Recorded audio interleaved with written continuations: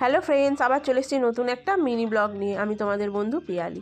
পড়িয়ে চলে এসেছি। আজকে অলরেডি 11টা বেজে গেছে। একটু তাড়াহুড়োতে ছিলাম, বাড়িতে যেহেতু পুজো আছে, কয়েকটা জিনিস আনা বাকি ছিল। পড়িয়ে সেগুলো নিয়ে এলে তারপরে বাউনদাদা এলে পুজো হবে, সেই কারণে তো সেই জিনিসগুলো নিয়ে এসেছি। দেখতেই পাচ্ছ, ম্যাগি আছে, তারপরে দুধ আছে, মুরগি আছে। আজকে যেহেতু ইতুর স্বাদ, তো স্বাদ দেওয়ার জন্য যে সমস্ত জিনিসগুলো দরকার সেগুলো সবই নিয়ে এসেছি। মা ওদিকে রেডি করেছে, শুধু বাউনদাদারই আসার অপেক্ষা। তার সাথে নিয়ে এসেছি হোমিওপ্যাথি ওষুধ। জানোই তো আমার শরীরের কন্ডিশন খারাপ, সেই কারণে আমি অ্যালোপ্যাথি খেতে অতটা পারি না, সেই কারণে হোমিওপ্যাথি। আর মা আমাদের গাছ থেকে পেঁপেটা পেরে নিল, নিয়ে আজকে হবে পেঁপের তরকারি।